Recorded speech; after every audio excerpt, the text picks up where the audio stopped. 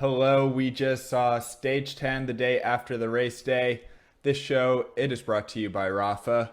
Let's get into the action. And as I mentioned with Gregor, the race is still going on. I think that you and I were both very concerned about the COVID testing that was being done on the rest day. They tested everybody involved with the race, and the peloton is clear. That is amazing. I think that, the reality of that kind of set in the last couple of days of the Pyrenees, and the riders and team staff are all going to be on high alert probably for the rest of the race, because keep in mind, this is 2020. Nothing is a sure bet. Yeah, I know. It's such a crazy time. One staff member from each of the four teams, Ineos, Mitchelton Scott, AG Desert, and Cofidis, all returned positive tests. So one person from each of the teams was positive. So that means they have to go home. But if two staff members of one team had been positive within the last week, the whole team would have been gone.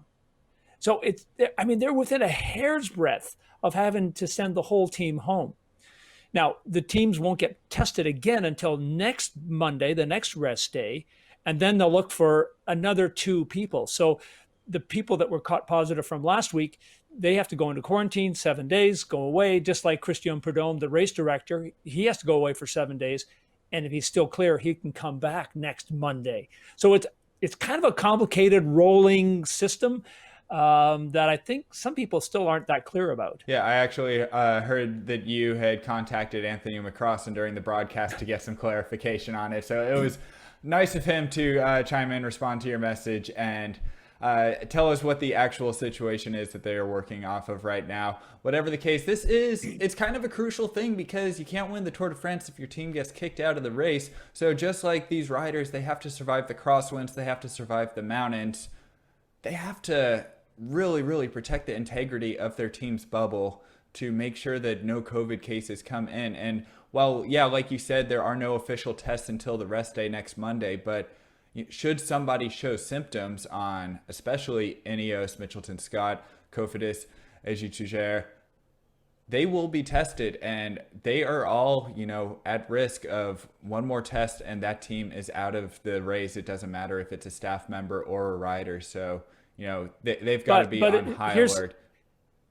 Yeah, here's what I was trying to clarify with Anthony McCrossan and Simon Gerrans.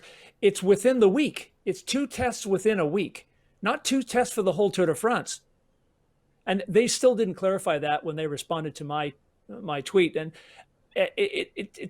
that's why I'm saying I think some people still aren't quite 100% sure exactly what the rule means. So, and I think there's still some discretion there. I'm not sure they're entirely clear either, because they said in their response that there may be some discussions that they're not privy to about is Team Ineos, would they actually be kicked out of the race if a team mechanic and a soigneur went positive, or would there be some backroom discussions trying to figure out how to mitigate the issue? We don't really know, but whatever the case, every team has to be doing absolutely everything that they can to protect their entire race, their entire team organization, because that is as crucial to surviving and having success in the Tour de France as anything else.